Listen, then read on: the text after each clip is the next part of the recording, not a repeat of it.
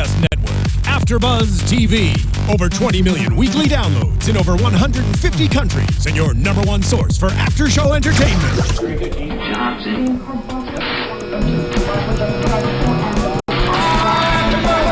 AFTERBUZZ TV, the destination for TV superfans, producing aftershows for over 300 of your favorite TV shows, interviewing celebrities and showrunners, and bringing you behind-the-scenes exclusives. All thanks to E! Entertainment's Maria Menounos, producer Kevin Undergaro, and internet leader Akamai.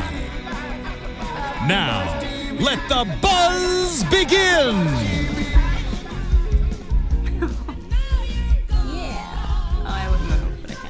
There we go.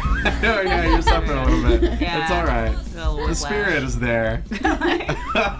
What's happening, y'all? Welcome to episode 5 of the official Magicians After Show right here on AfterBuzz TV. Woo! Remember, if you're on iTunes, download, rate, subscribe. 5 stars if you're nasty. Just saying. On YouTube, leave us one of those nifty thumbs up, one of those comments. We want to hear from you. We're here every Monday night talking about Season 1 of The Magicians. My name's Ty Matthews. You can find me on Twitter, on Instagram, at Ty Matthews PMA. And as always, joined by my fabulous panel of lovely and talented co-hosts. Oh, thank you so much. Hello, my name is Kari Lane, and you can find me online at Kari D. Lane. Hi guys, I'm Samantha Benitz. You can find me on Instagram and Twitter at Samantha_Benitz. Hi, I'm Adrian Snow. You can follow me on Twitter and Instagram at Miss Adrian Snow, MSADRINSNOW. You're damn right you can. And you're picking up the Twitter game. You know, you're getting I'm trying. She's learning. I was doing it a lot, and then I would go back and read it and be like, oh no. Oh no. This is all wrong. What if somebody thinks that joke means something else? delete. So, Don't bother deleting it. It's on the internet forever. Forever. The footprints. I'm not Kanye West. So No one's keeping records of those tweets. nobody's like screen capturing and being like, did you see when Adrian made that joke about gremlins? Nice. Well, guys, let's talk episode 5, Mendings, Major, and Minor. What do we think of this episode, y'all?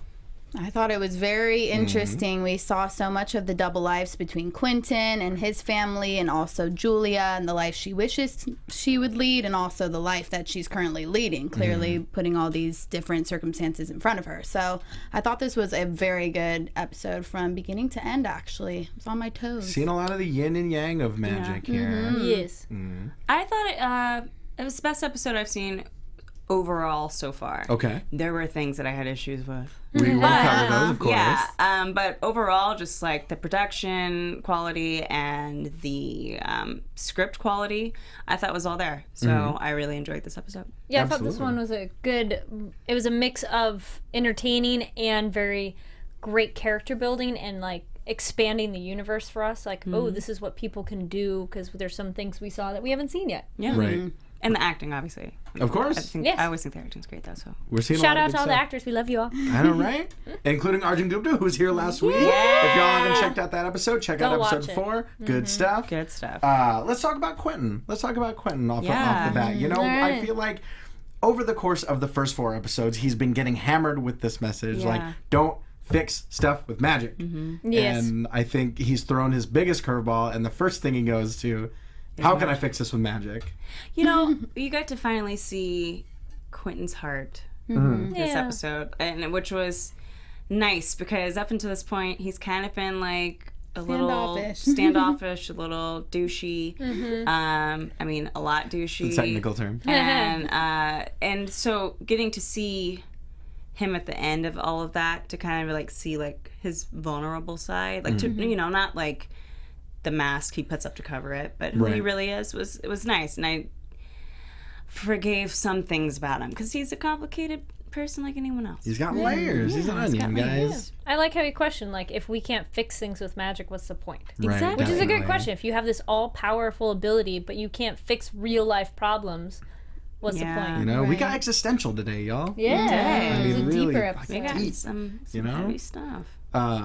But it's, you know, we saw a little bit of his dad in his kind of, in his hallucination last week, but I was wondering how much of that was real and how much wasn't, you know? Well, that helped me understand, because when his dad appeared in the hallucination, I was like, why are you using this episode to introduce this character? Right.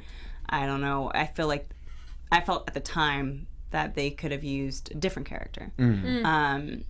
but seeing it now, I go, oh, okay, I understand. He was introduced so that we would have an understanding of the relationship for this episode. Right. You can tell their relationship has been tarnished, and it's up until this point where the father is actually sick and going through something that's going to be a life changer for them both, that you really kind of see this vulnerability with Quentin, and the fact that he even showed his father his magical powers at this point in time kind of shocked me, especially because they're all warned not to do so. So because this is a life or death matter, I feel like Quentin just went out of the bounds and just kind of did what he did to show his dad what he is into as an adult, and that he's not this ultimate failure that he's perceived to be. Right. Yeah. My morbid reply to when he made the airplane in my head was, well, if he's gonna die soon anyways, it's not like he's gonna be around that long to tell anybody. Right. But I mean, that may have been their logic in having to show I him. think I took it in a little bit less dark of a fashion, because I think it was obviously his take on Henry's. You know, he said that we can't fix everything. You can't fix a glioblastoma with magic. You can fix but you can something. fix, you can fix the their Newport. relationship. Yeah, you can fix the plane. It's such a beautiful moment. I 100% teared up with that. I mean, for that sure. was a lot more sweet and tender than Cancer Puppy. Oh, let's talk about Cancer Puppy. That's a soft spot for us all, clearly. We all wanted to take that dog The tiniest, home. We're like, it's so most cute. adorable cancer-stricken. The baby voices came out big time. It's so fluffy. Even my baby boys. Even Adrian It's did deep it. down. Like- It's deep down. Cut her but to we her loved it. core today, magician. But with we knew Cancer Puppy was gonna be a Of goner. course. We knew It's it. Yeah. There was the Chekhov's foreshadowing. puppy. Yeah. So Right. there was a kind of like bittersweetness to it, because it was, for me, hilarious, because I just said, oh, I hope they don't kill Cancer Puppy, and the following line was, you killed Cancer Puppy. You called it. You were just like, hey, this is gonna The tiniest You jinxed it. 150-year-old cancer-stricken puppy. Right? Oh, poor Riddled thing. with all It's so disease. cute. I know. Totally happy, living his life, riddled with disease until Quentin comes along. But I understand. But you Quentin. gotta think, I how understand. good must that life have been? Because Yeah. Eliot says it keeps him a puppy, but he's still got every disease that a 150-year-old dog would have. Yeah. Boy. And how much is that in dog years? And We I should've love done that. the math, And a very guys. confused vet. I love that line, a very confused veterinarian. I know, that was interesting because I felt like it was foreshadowing, especially when it said sometimes fixing it only makes it worse. And then Right. the very next scene is Quentin going in, we need to fix it. Right. So Yeah. clearly that was, going to have something bad happen. But then it also reminded me that it was a parallel to his father. If he can't cure Cancer Puppy, then it's not looking good for his own dad. And Right. also with the things that were mentioned about the dean, why he didn't fix his eyes, why he didn't fix his hands, and how there are kind of limits and boundaries to what magic can help with. Well, the Right. dean did say, he brought up a really good point. He said, I could fix my eyes, but I thought my hands would be more useful. Right, Right. exactly. His first Because there is that kind of like, what they touch on is that there is a price for all magic. Yep. And the woman who was that his mentor that was introduced this episode? I don't think he she was was speaking- assigned Which to one? her, Who's but that? he was talking to her. The doctor. The doctor, the lady with the glasses. Oh, who gave okay. him the articles. Oh, okay. Oh, right. The I don't think he podiatrist. was assigned to her. I think he just, since he had talked to her earlier, Oh, okay. he's like, hey, I wasn't wait. sure if And- that was the thing. And then also with the dean, there was that line of like, the magic can change their soul, which is Right. like, we were saying we're all Pet Cemetery. Don't Yeah, touch it. Don't you touch don't it. want to go there. You don't You wanna don't. mess Just with that. bad. And also, just to touch on Alice's brother, like That's what I thought all of the Charlie. magic changed who he was, even if that was really even him. But you know, it did like Yeah. overwhelm. Oh, yeah. So that was a good point. And speaking of Charlie, I was surprised because do we think that they kind of put a bow on that and No. not to revisit? No. Oh, I think because it's coming we got back. you think? Delayed bow. Oh, I see.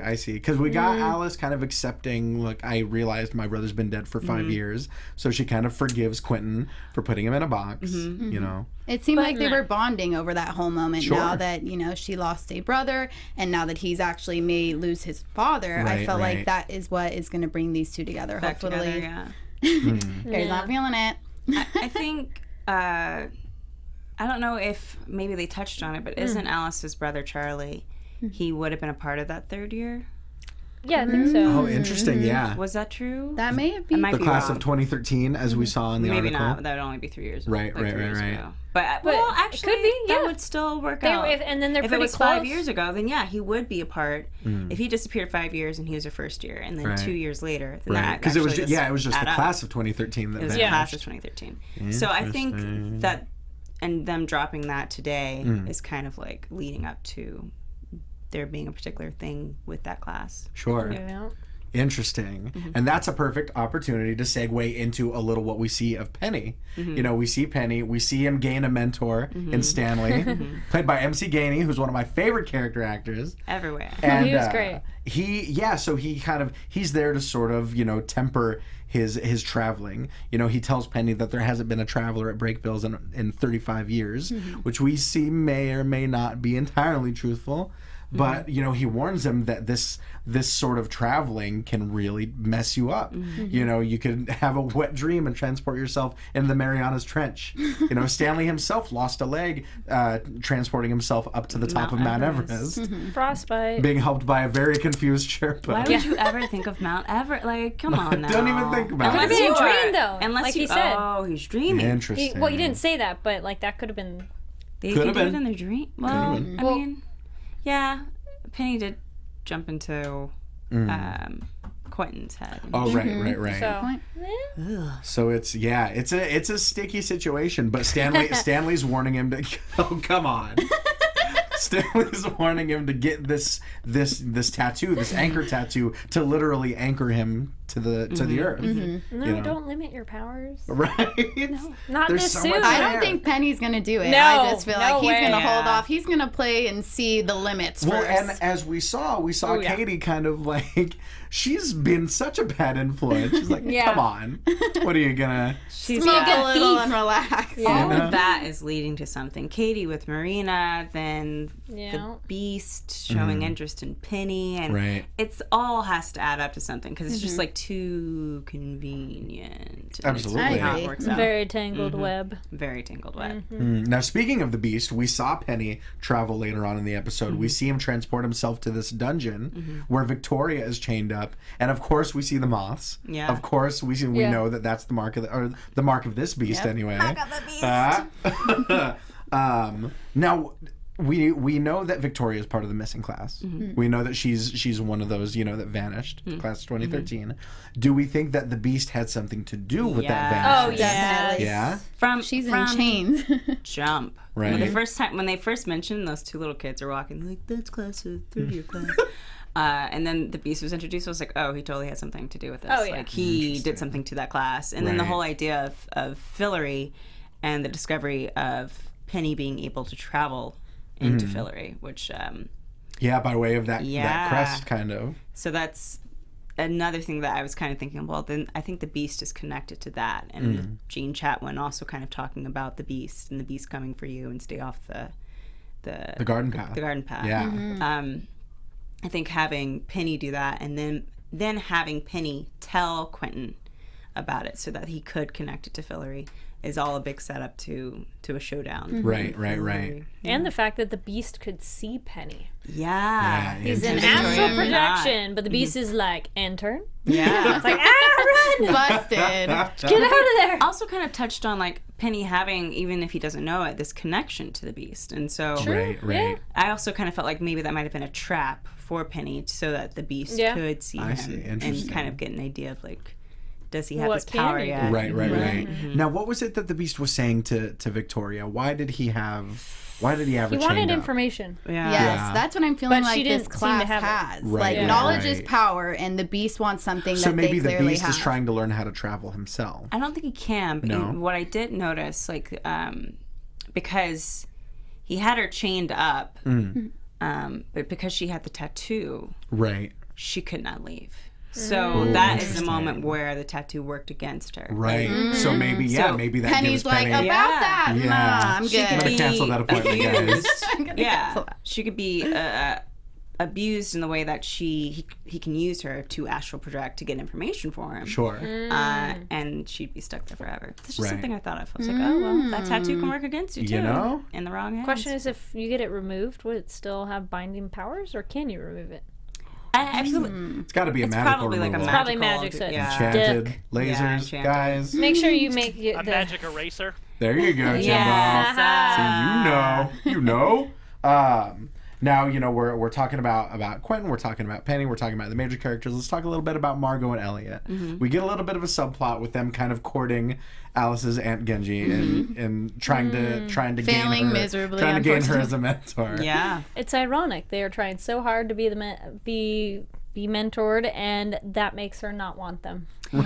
Desperation just puts them off. Desperation puts off everyone. And I think somebody said that, to get what you want is to be so Miserable. miserable you don't want them anymore. Right. Yeah. That's what Margo says to Quentin, Margo right? said it to Quentin. Right. So it was kind of funny to see them like be so desperate for this thing. And then also, they haven't necessarily treated Alice and the best. I mean, they've and helped of her on course now they're trying to occasion, butter her. Yeah, and they were mocking her mentor originally. Sure, so sure. it's Yeah. funny that now that they need somebody to help them and take pride in their Yep. journey, they're like, "Oh, you're so sweet. How can I help you? Let me be here." And Right. those two are two peas in a pod, so I wouldn't be surprised even if the same mentor took interest in them both. Sure. And in that conversation, we see Margo kind of explain to Quentin that this magic works on sadness and anger and all of these awful negative emotions. Yeah. You know?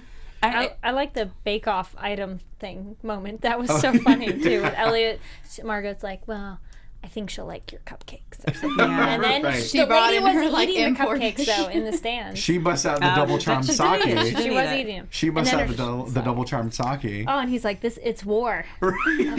Elliot gets the love best that. one liner. She Yeah. says, "This is war, bitch." Yeah. Love it. See, Love new it. T-shirt, Hot Topic. You know- Have the cupcake. It's war, bitch. That's exactly And love it. wins Yes. with the books. And love it. Yes.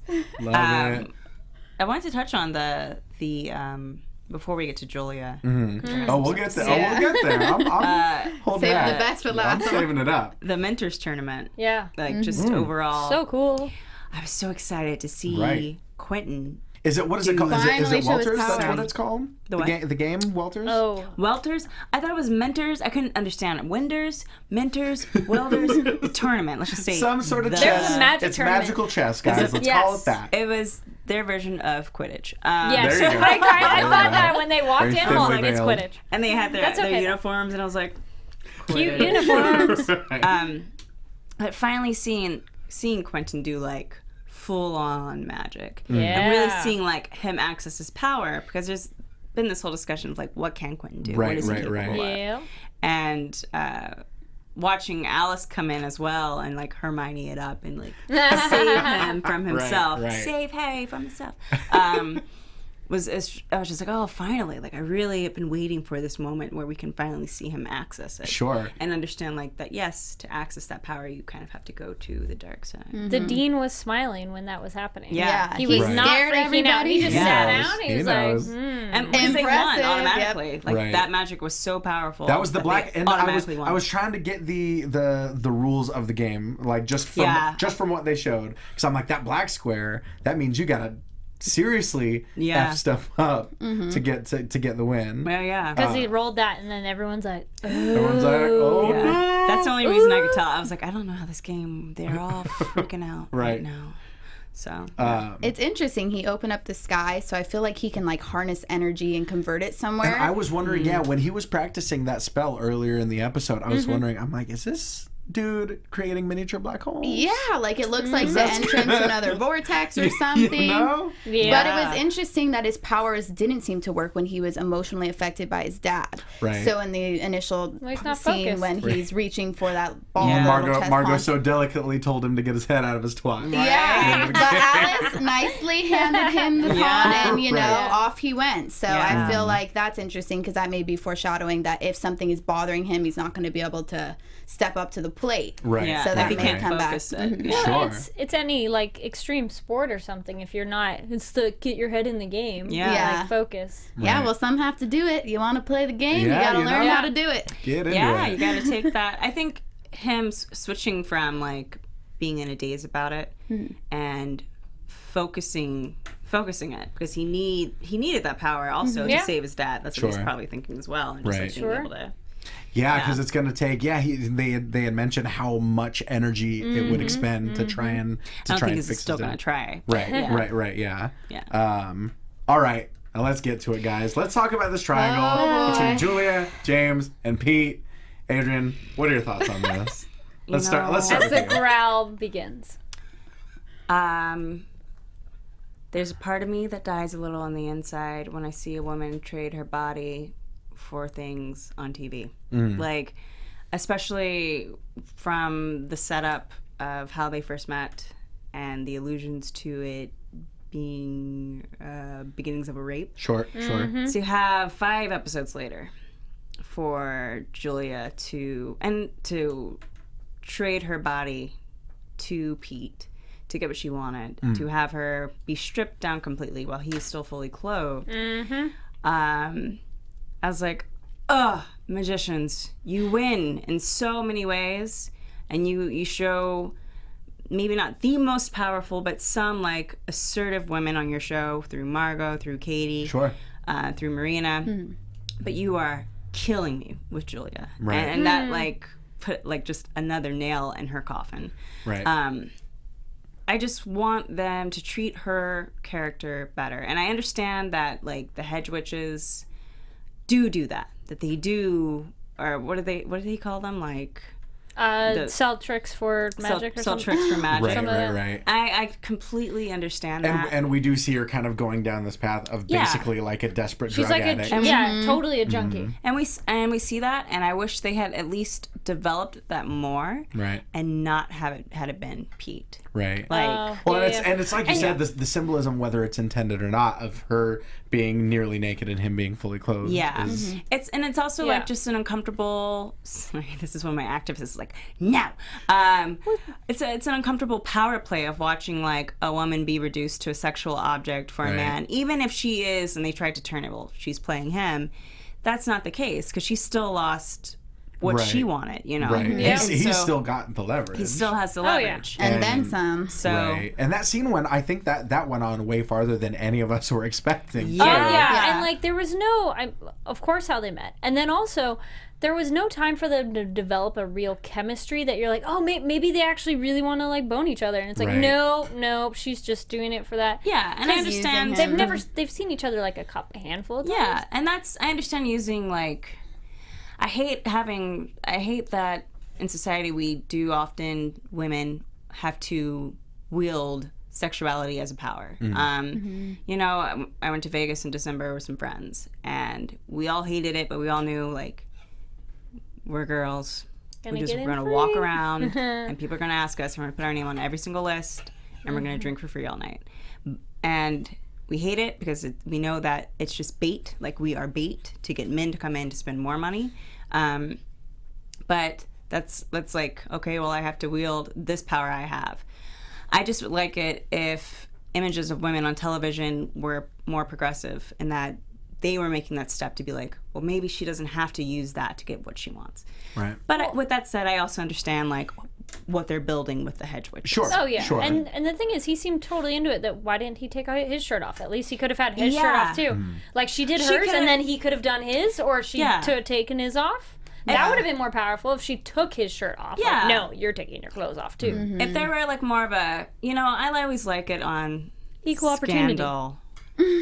Because Scandal is written by, Scandal I think is written by a man. Is that right? No, How to Get Away with Murder is written by a man. Scandal's written by a woman.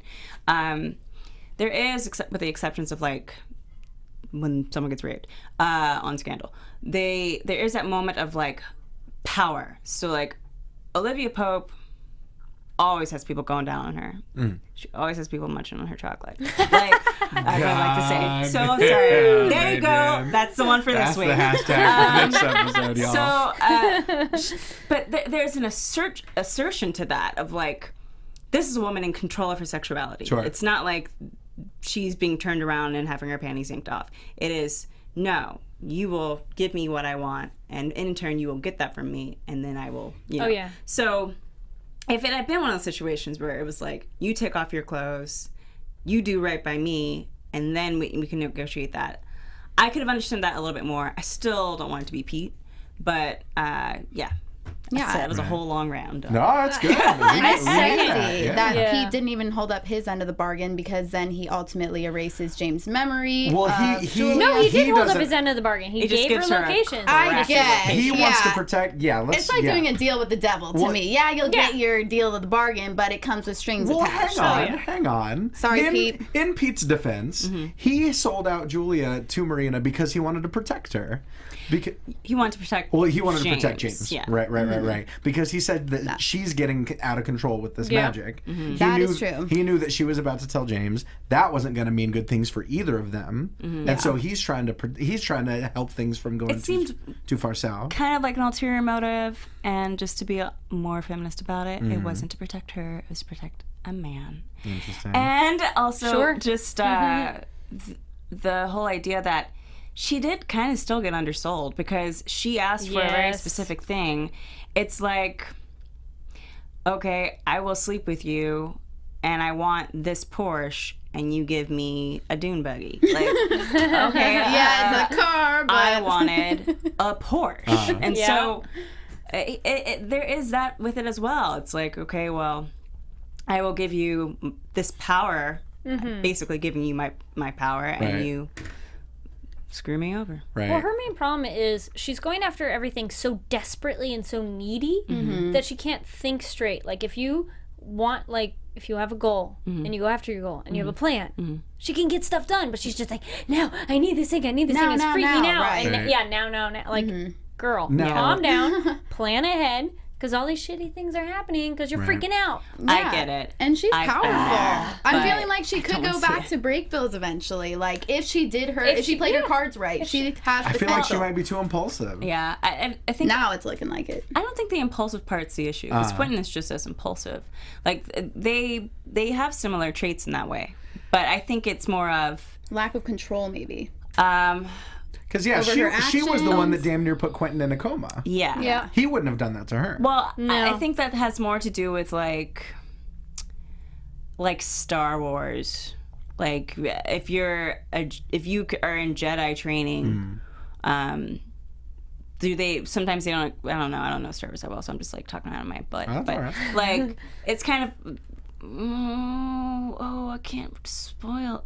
Well, you should have seen it by now. So spoiler alert. Spoiler alert, Plug your guys. ears and Jump or forward close your like eyes. 30, maybe 45 seconds. So, Spoiler alert. Ah. Spoiler alert. Sound me alarm. so Get it? Spoiler alert. when Kylo Ren is seduced into the dark side, Yes.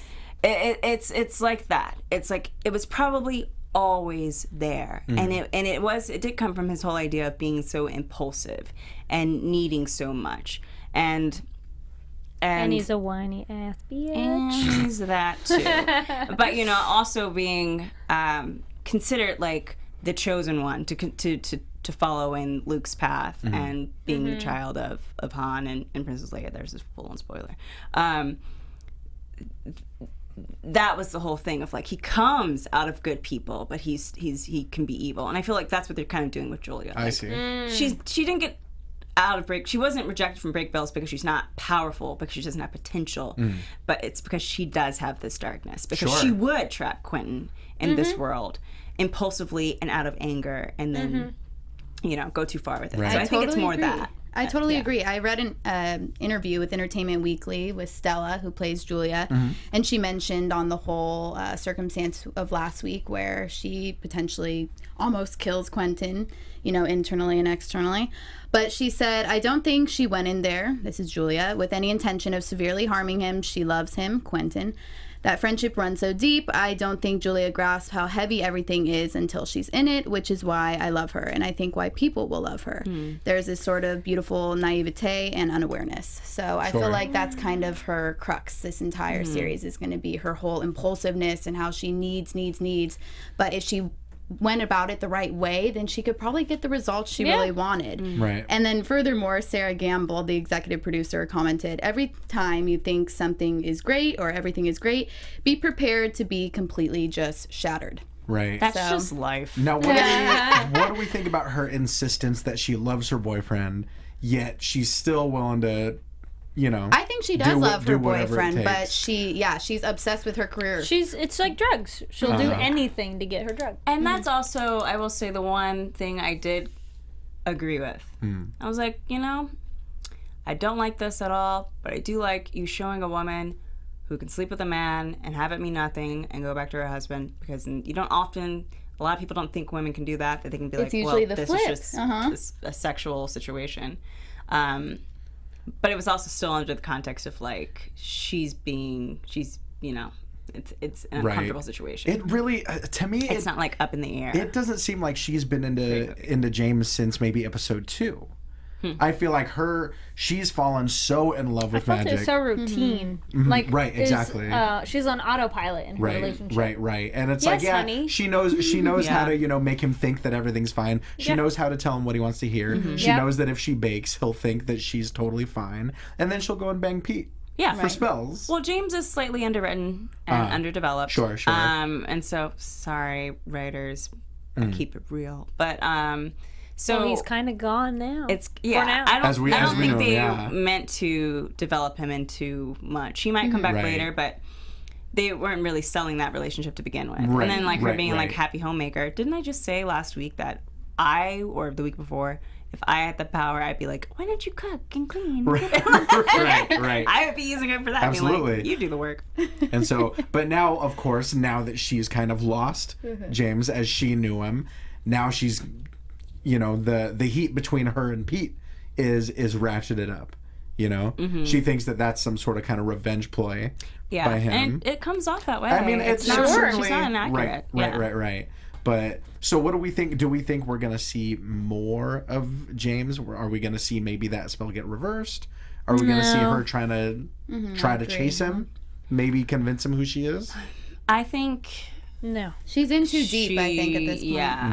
And Gonna go to that desert tribe. kudos on that she's not going to chase after James. She's going to be like, Turning tricks for magic, just keep it moving. I gotta get what I need. Hey, I'm not somebody who's against turning tricks. Secret Diary of a Call Girl was amazing. It's based on a true story. That woman got herself through med school turning tricks. So if it's in a healthy way and for healthy reasons, and it's legal, and you're in London because it's legal there, then do it. But no, don't do it like how she's doing. I was gonna say the healthy part might be in question. That's the thing. The healthy way. This is my choice, my power, not the other way. Sure. All right, I'm done. Well, it's time, y'all. It's time for my favorite part of the show. Let's get into some predictions, Jimbo. I don't know, I always want to be like this. Love it. That's the sound effect for that. I'm always so excited about getting into this, and then I remember You are so excited. we have to actually make predictions. Yes. And it's like, oh yeah. Oh my gosh, I'm just so nervous now for all the things I just said on Twitter. Anyways, so who wants to start? That's fine. Who are we starting Sure. with? Kari, I let's got start. some.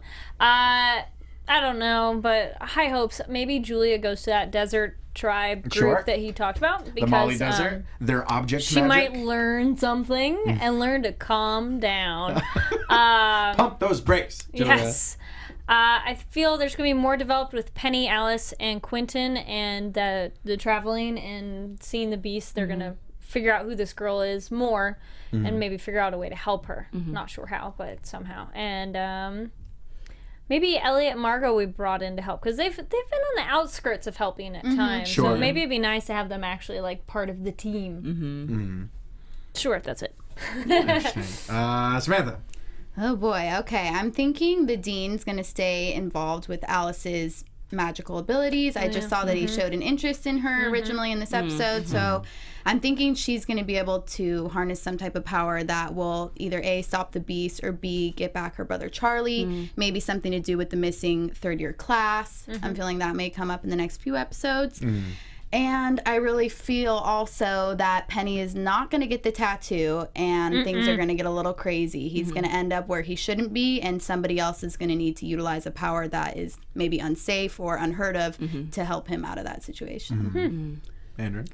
I think there's something to the whole idea of like why that third year class went missing, and that they also happen to have a traveler in the group, and how there's this kind of like idea of like from the first episode of like needing 4 elements, people who represent 4 elements, which may also be why Elliot and Margo aren't really a part of that.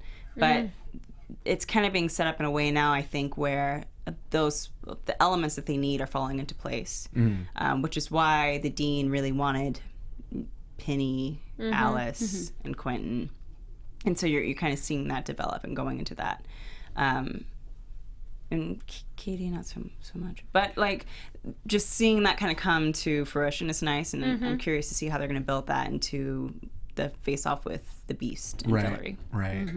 I'm still not... Is that a prediction? Yeah, sure. Yeah. That's a prediction. That Chalk counts. it up.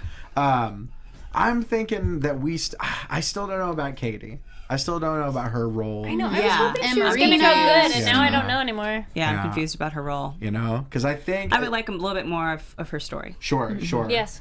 Do we think she might maybe turn on the Break Bills kids? And Penny, she's dating Penny. That's what so I'm thinking, like, you know? I don't think she's going to turn on them. No? I think No. also coming up, they're going to have to give us her story so we have a better Yes. understanding. Sure. She might do it unmistakably, like not knowing she Interesting. There we messed go. it up. There we go. Yeah. Yeah. I feel that, like she would get in a dangerous situation and mess it up on accident. Yeah, Right. yeah, I could see that. My other prediction is I think we're going to see... I talked about this a little last week. I think we're going to see Pete versus Marina come to a head and maybe see Pete kind of get sacrificed in the long run. Oh, yeah, Marina would kill him in a heartbeat. Oh, yeah, course, she will. You know? She wouldn't even think about it. So, and how that comes about, when that comes about, who knows? Yeah. It's like Once Upon a Time when she sacrifices her father's heart.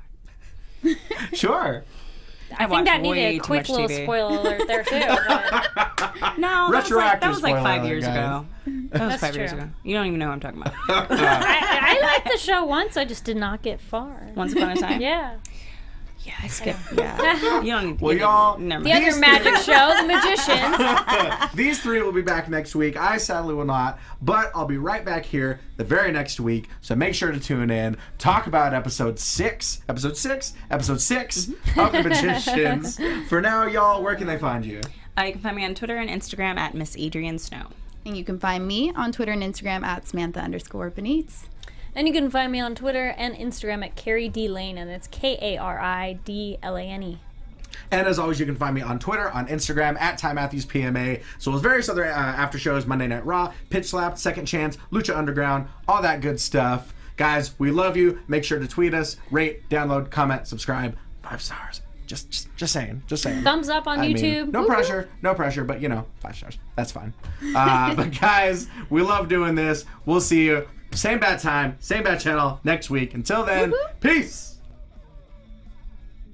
From executive producers Maria Menounos, Kevin Undergaro, Phil Svitek, and the entire AfterBuzz TV staff, we would like to thank you for listening to the AfterBuzz TV network. To watch or listen to other after shows and post comments or questions, be sure to visit AfterBuzzTV.com. I'm Sir Richard Wentworth, and this has been a presentation of AfterBuzz TV. Buzz See you later. The views expressed herein are those of the hosts only and do not necessarily reflect the views of AfterBuzz TV or its owners or principals.